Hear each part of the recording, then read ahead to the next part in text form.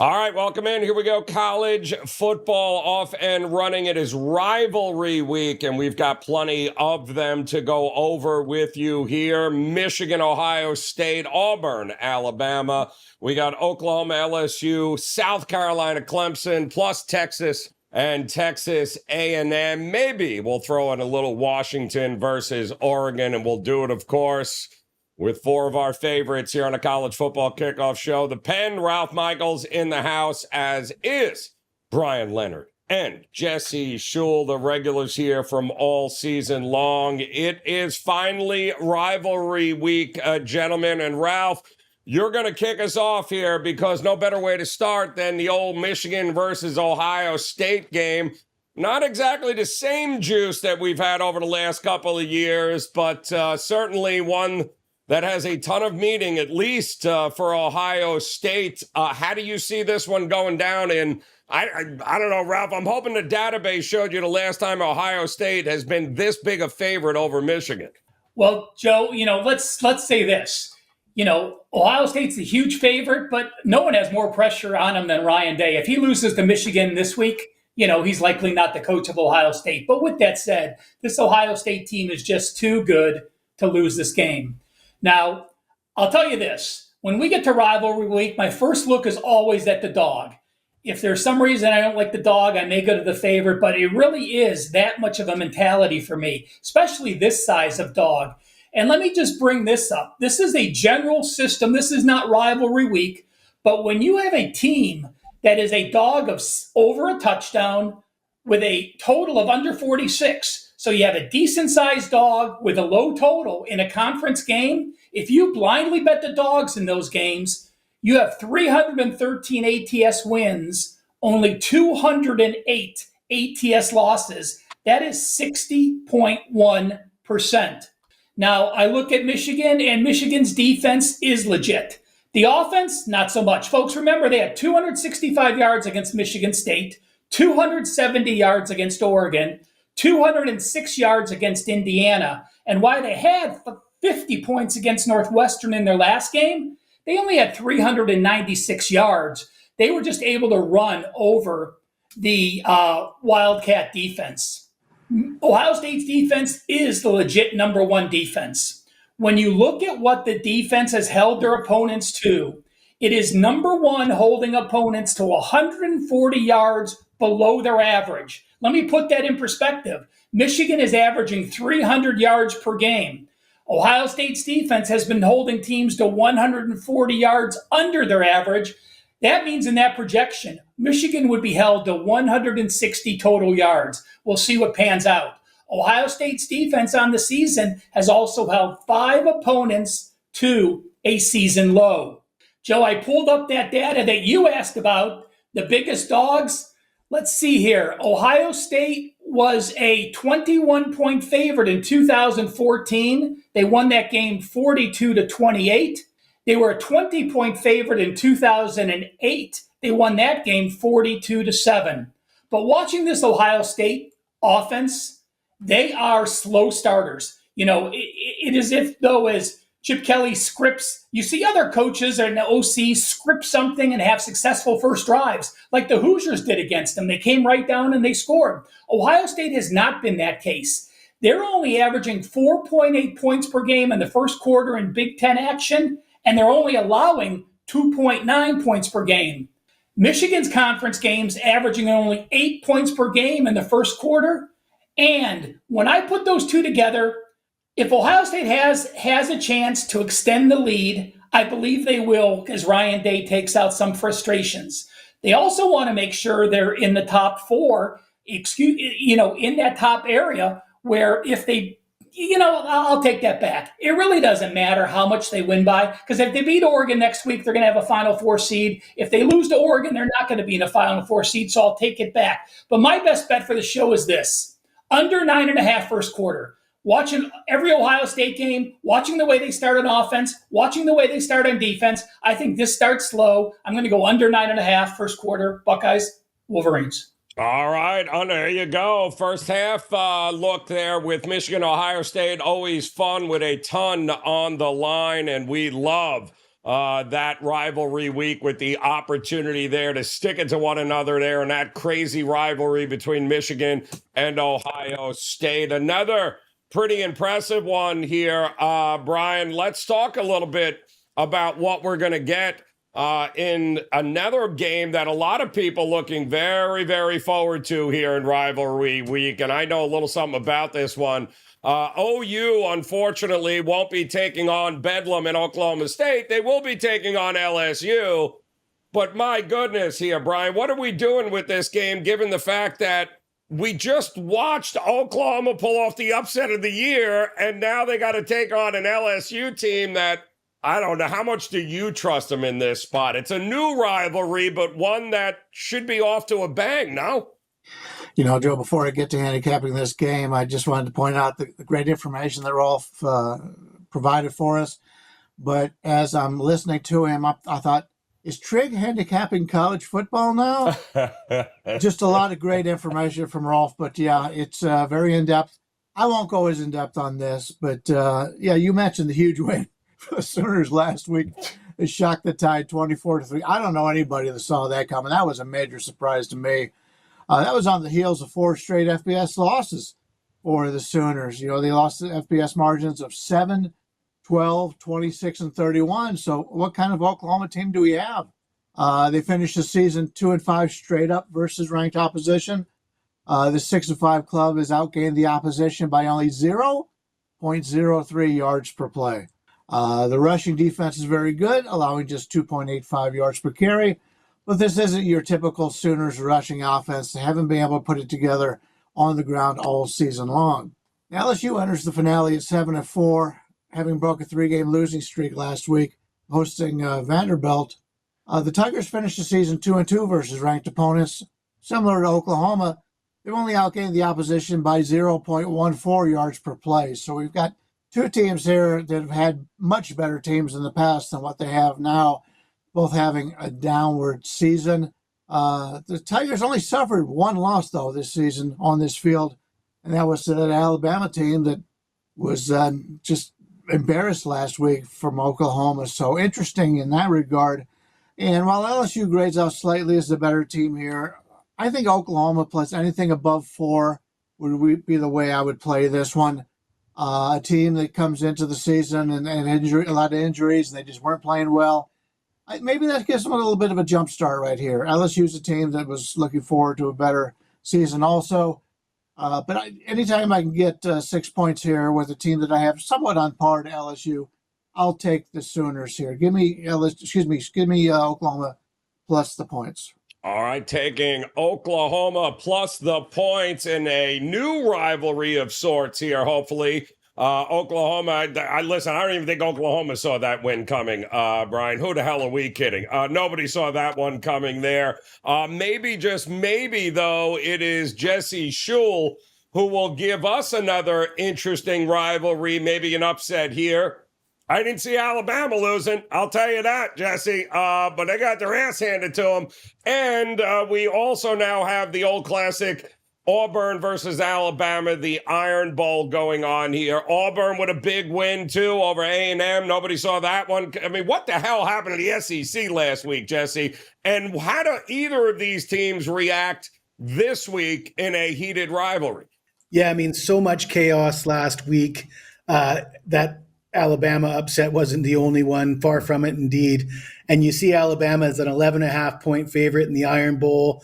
And fresh in people's minds is the chaos the last few weeks, also the chaos in this rivalry, particularly last year's 27-24 win for Alabama with that 4th down miracle play, that deep pass by Jalen Milroe. The game appeared to be lost, and they pulled one out of the fire there. And there's a lot of those games that come to mind when you think of this rivalry. However, all those games were at Jordan-Hare, and you heard Nick Saban say on game day the other day, that place is haunted, and it has been haunted for Alabama. Auburn's 4-0 against the spread in their last 4 home games in this series, but Alabama is 5-0 straight up in their last 5 home games in this series, and all 5 of those wins were double-digit wins. Now, we just saw Alabama play their worst game of the season. We're seeing Auburn coming off that thrilling win. something interesting caught my eye about that win over Texas A&M. I've been listening to some Texas A&M fans complain. They claim there was at least 2 significant missed holding calls in that overtime game, and they've got a statistic that they're touting out there, that awful eyebrow-raising statistic. Texas A&M hasn't had an opposing offense called for holding since mid-September when they played Bowling Green. And given that offensive holding is such a subjective play, and you could probably call it on every play, and for it not to happen in something like 7 or 8 straight games, that is unbelievable. No wonder they're losing their heads over there in College Station. So just taking a little bit of the glory away from Auburn's win last week, let's get back focused on this game. So Nick Saban, as the coach of Alabama, he didn't let freshmen talk to the media, and there's a good reason for that. Auburn, obviously Hugh Freeze doesn't have the same policy. They've got a freshman linebacker talking to the media this week, trash talking Jalen Milroe, dropping a bunch of pretty hardcore quotes, just locker room material for Alabama. And, a lot of people after Alabama lost last week said, oh, that's it. Their playoff hopes are over. Well, they're ranked 13th, so they got a few teams in front of them are going to have to lose. But give your head a shake if you think their playoff chances are over, because the playoff committee will do whatever it takes to get Alabama in there if it's possible. And I'm looking at a few teams in front of them. Miami this week, Clemson this week. Those teams appear to be ripe for the picking, to be honest with you. I think Alabama wins this game by double digits. I'll lay the 11.5. I think it's a letdown spot for Auburn after quadruple overtime or whatever it was last week. And Alabama's inconsistent. They're a flawed team. It's been a rough go for Kalen DeBoer, but at the end of the day, they got more talent. They're at home. They need to bounce back, and they still can make the playoffs. And I believe they probably still will. Well, it's a vote of confidence there for Bama, but total chaos after last week in the SEC. And we also have another very interesting game coming up that has some ramifications for an SEC team, that being South Carolina and Clemson. We're going to talk about that here in just a minute, but I do want to remind you guys, opportunity right now to hop on board with Ralph Michaels as well as Bryan Leonard or Jesse Schule. Might not be a bad way to do it. As you can grab a 7-day all-access pass for just $69. These guys are going to tell you what they got locked and loaded, ready to go this week. And we'll do that here in a minute. But don't forget to hit that like button, hit that subscribe button if you haven't done so already. Become part of that WagerTalk TV family as we dive into South Carolina taking on Clemson. Now, Clemson, Ralph, needs some help. Clemson needs Syracuse to upend Miami, which, the chance of that happening, well, who the hell knows? It is Mario Cristobal.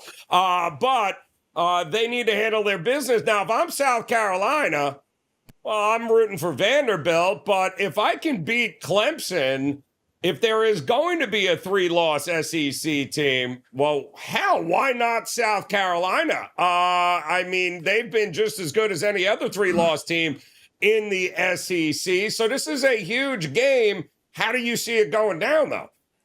Brian, if your wife is standing behind you, tell her to cover her ears, because I am clearly on the South Carolina side. I look at the Gamecocks, and remember, they were starting a redshirt freshman at quarterback since day one, Lenoris Sellers.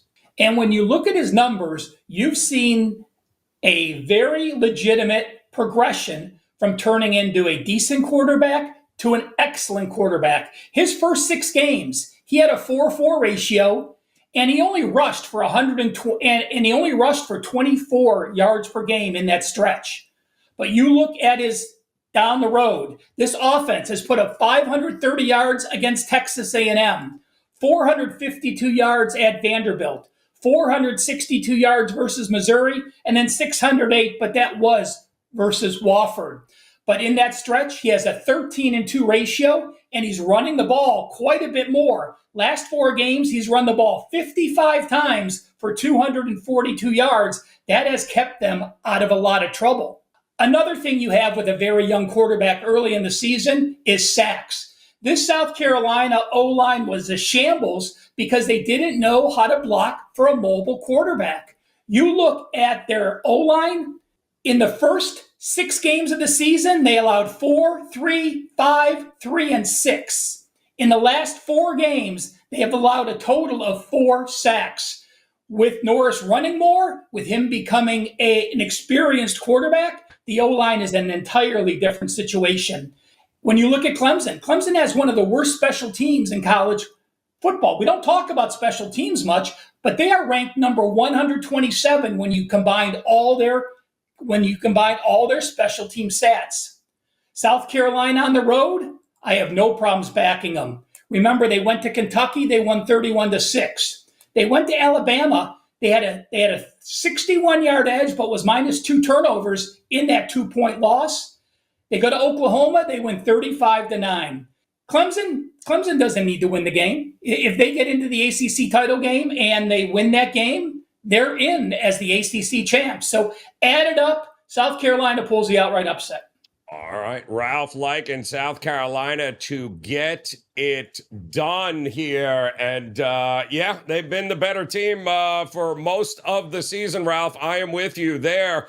Bryan, what about you, though? What are you thinking in this game here? Ralph prefaced it, apparently might be insulting somebody you know. But what are you thinking here? Is it South Carolina all day, SEC over ACC, or might we get some points in this game? Because I was looking at the total and going, how are we not getting up and over here? Well, you had mentioned, as you were leading into this, what could happen in the future. South Carolina, this is their Super Bowl every year. I'm friends with people in both schools. I know how much of a rivalry this is. And South Carolina, they're looking at this week. This is all they care about is this week here. So that may be a bit of an edge there. But to be totally honest with you, this is one of those games where, I don't want to date our ages, but just a few years ago, we'd be getting over a field goal here with South Carolina because Clemson was the named school. They were playing at home, and it would be something that, like I said, they've done very well in this tournament or in this series over the years.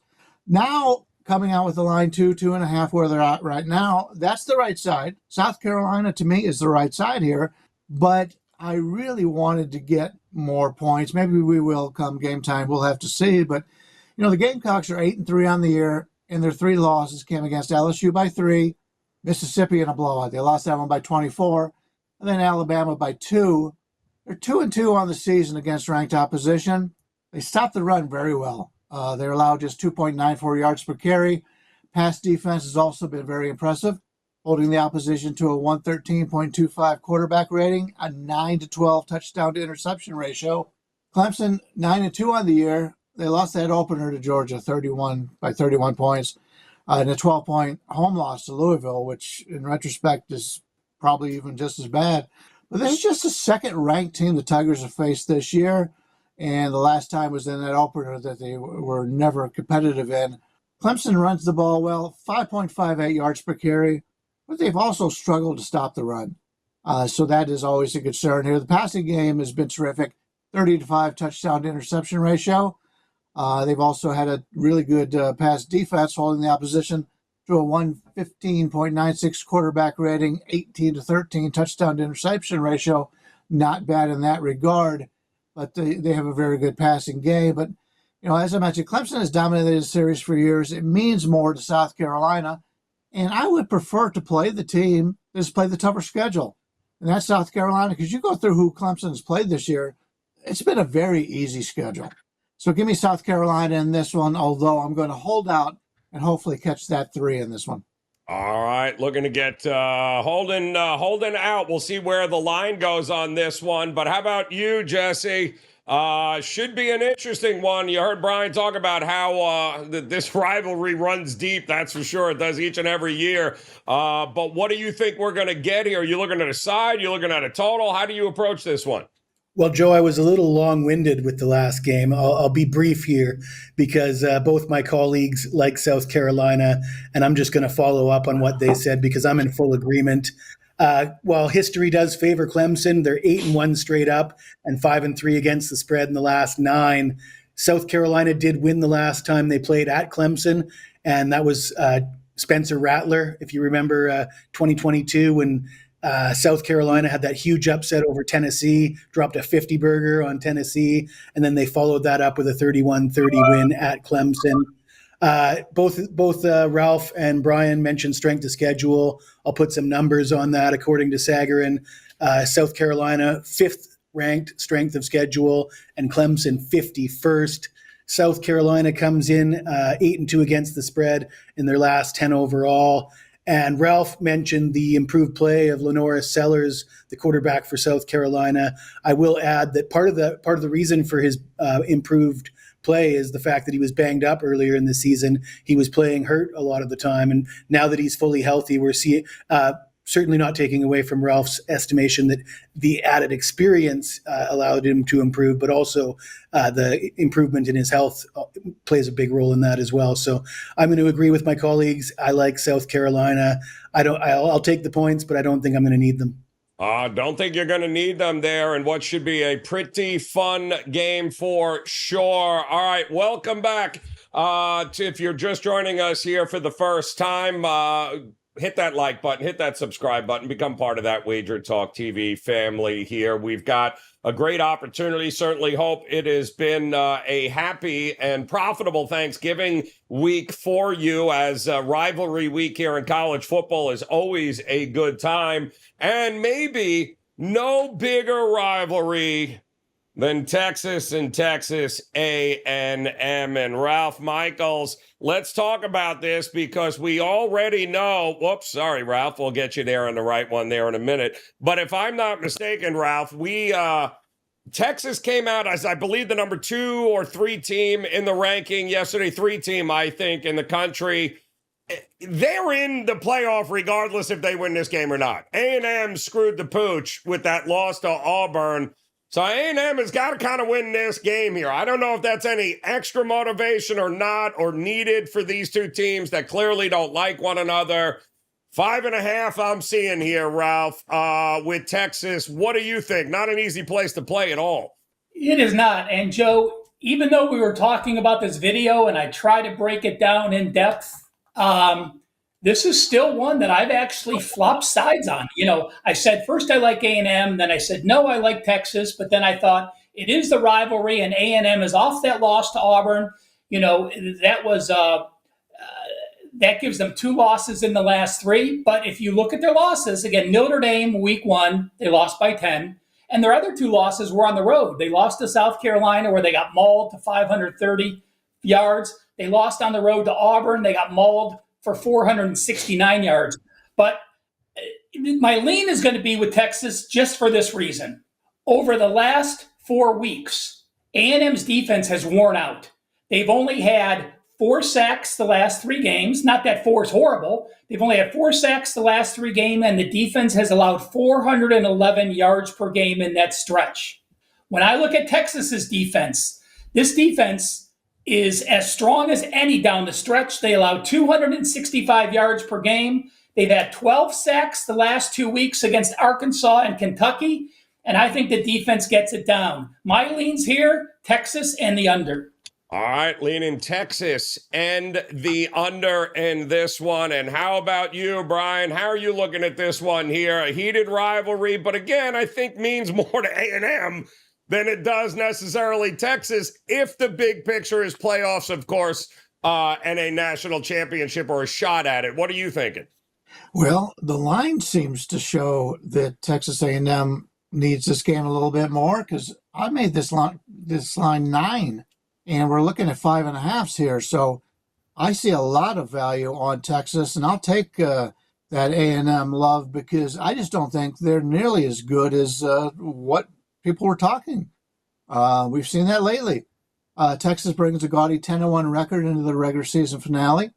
Their only loss coming at home to Georgia, 30-15. We all know Georgia, when they were on, nobody can beat them. But they're not on all the time, and that's what keeps it all alive in this tournament. This is just the second contest this season versus a ranked opponent. And while this team has been good on the ground, the passing game has been elite on both sides of the ball. A 160.71 quarterback rating, 32-8 touchdown to interception ratio. Defensively, one of the best in the country, if not the best. A 93.51 quarterback rating and an amazing 4-17 touchdown to interception ratio. This team in the passing game is elite, and they could be the best in the country. You take a look at what Texas has done on the entire season. They're outgaining the opposition by 2.41 yards per play. This has been a very good team all year long, and the record shows that. A&M's 8-3, but they've dropped 2 or 3, as you mentioned lately. The losses were to the Irish by 10, South Carolina by 24, and then Auburn last week by 2. They're only 1-2 on the season versus ranked opposition. They do run the ball well, 4.96 yards per carry, but they've struggled stopping the run. The ground game's likely a toss-up between these two teams, but Texas has a big edge in the passing game. And although it must be pointed out, the Longhorns haven't really been throwing very deep lately. And there's been talk that might be something wrong with the quarterback arm, but I just think that's the game plan. The defense has been so good that they can go without taking big chances offensively. So I'm buying that this is still a very good team. I trust this team much more than I do this A&M team, who, as Rolf pointed out, is really falling apart defensively lately. It wouldn't surprise me if this game ticks up to 6. So if you do like Texas, I'd lay that 5.5 now. Laying the 5.5. Jesse, you as confident here with Steve Sarkisian, who's been known to, throw up all over himself every now and then. What are you thinking? I'm going to disagree with my colleagues here. Yes. I look at Texas and I say strength of schedule is an issue here. I mean, technically their best win is a 27-24 win at Vanderbilt. I also mentioned the statistic about Texas A&M. They haven't had an opponent called for offensive holding since the Bowling Green game back in September. That would lead me to believe the officials haven't been kind to them. Perhaps publicizing that stat will lead to some more fair calls for Texas A&M. And as far as their loss to Auburn last week, if you wonder whether they were looking ahead to this game, just refer to the press conference when the reporters asked Mike Elko if he was perhaps in danger of looking past Auburn. And his answer was, absolutely not. 100% of our focus is on Texas. I mean, Auburn, he said. And it wasn't sarcasm. That was a serious slip up. They were certainly looking ahead last week. Give me the points. I think Texas A&M could win this game outright and certainly could keep it close.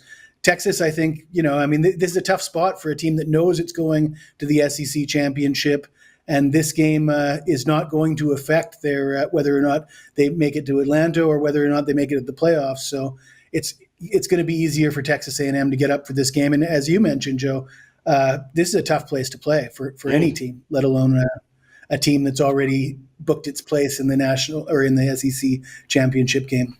Yeah, no, it certainly has. And big picture wise, its game is going to mean way more than A&M at home. I'm looking forward to this one the most here over the weekend, but plenty of opportunities for guys to be able to jump on in and partner in with Ralph Michaels, Bryan Leonard, and Jesse Schule. So, Ralph, let me go ahead and start with you. Tell the fine folks on this Thanksgiving weekend what you've got locked, loaded, ready to roll here at WagerTalk.com. Have an NHL game of the week up. I'll be loading some college football and NFL starting tonight. But remember, guys, it's pretty simple. Do not buy a daily package from me, Brian, Jesse, or any capper at Wager Talk. Our once-a-year Thanksgiving special, 7 days of all access, $69. Pick your favorite capper. Pick your favorite 2, 3, or 4 cappers. There's no limit. Take advantage. And I just want to say thank you for being a viewer of our college football show and a Wager Talk customer. Oh, love that. All right, let's go here. Bryan Leonard, definitely locked, loaded, ready to roll in this Thanksgiving week. Tell the fine folks what you got for them. Yeah, we're taping on Wednesday here. And on Wednesday, I've got 2 NHL plays up. I will have college basketball. I'm waiting for the lines to settle a little bit. And I may even have an NBA play on today's card. And obviously, over the weekend, we've got a lot of football going on. Got something up right now for college football, and we've got the NFL as well as Friday, Saturday, college football. So big weekend, And Rolf is right. $69 for 7 days, regardless if it's myself or anybody else. Can't go wrong with that. A lot of action going on, and let's hope we can all make some money. I'm taking a look at this Oregon game here. The Huskies, they've been golden when playing at home with a perfect 6-0 record. But this club hasn't found any success on the road. They got a 5-point neutral site loss to Washington State, a 3-point loss at Rutgers, a 24-point loss at Iowa, a 14-point loss at Indiana, and a 29-point loss to Penn State. They were outscored by the two ranked teams they faced by a count of 75-22. Not something to get you excited about in this one. The Ducks are an undefeated 11-0 on the season, including 3-0 versus ranked opposition. They won those 3 games by a combined 107-74, but they only beat Boise State and Ohio State by a combined 4 points between the two of them. So defensively, the Ducks have held 9 of 11 opponents to 18 points or less. Oregon is one of the best teams in the country in the passing game, while they're impressing us with their defense in the pass game as well. Well, I'm no part of Washington here, but with Oregon already clinching the chance to go to the Big Ten championship game, you have to wonder what the motivation is here. They could be one of those teams that get out to a big lead at the half and then pull some starters. I could see that happening, especially as bad as Washington's been. So I want to play Oregon here, but the line just doesn't show it. But there's a lot of good football for all of us this weekend. Yeah, no, there certainly is. And Jesse, locked, loaded, ready to roll here in what should be a packed Thanksgiving week of football. Yeah, I got a 5% NHL play on tap tonight, and I also have 5% college football play on tap this Saturday. And I'm up 259 units with my 4% and 5% plays dating back to 2022. That's a record I'm quite proud of. But as Ralph says, the best bet is the 7-day all-access pass for $69. And as far as the Oregon game goes, these teams have played 9 times since 2015, and Oregon is Washington is 4-5 straight up in those games. Oregon has 0 wins by more than 10 points in any of those games. Washington plays them tough. Now, I know things are different now that the Pac-12 has died, but as Ralph meant, or as Brian mentioned, there's not a lot of motivation for Oregon here. And unlike Texas, they know who they're playing in the conference championship game. And much like Mike Elko, when he said 100% of our focus is on Texas ahead of the Auburn game, you can bet that 100% of Oregon's focus is going to be on Ohio State. And they're not going to want to show much as far as schemes and what they're willing to pull out offensively in this game. 19 points, too many points for me in a game that it's pretty meaningless game to Oregon. Pretty meaningless. Yes. Not like this show, though, however. Ralph Michaels, you got a pen? Go ahead, Ralph. I just pulled this up. Jesse had talked about it. Since 2022, Oregon is 32-2, straight up as a favorite. Those 2 losses were both to Washington last year. There you go. See, a little something for everyone here on this Thanksgiving week, rivalry week in college football. On behalf of Ralph Michaels, Bryan Leonard, and Jesse Schule, guys, don't forget, hit that thumbs up button. Go ahead, become part of the WagerTalk TV family. Hit subscribe. Still got plenty of college football coming your way. Of course, we'll have tons of bowl action, not to mention the first year in a 12-team playoff. We got a lot still to talk about, so we certainly hope you'll come back and join us. 7-day all-access, $69. Any handicapper, multiple handicappers. Take advantage over at WagerTalk.com. On behalf of everyone here at WagerTalk, we wish you and your family a very happy and safe Thanksgiving. Make it a profitable one, and we'll see you again next week for the College Football Kickoff Show.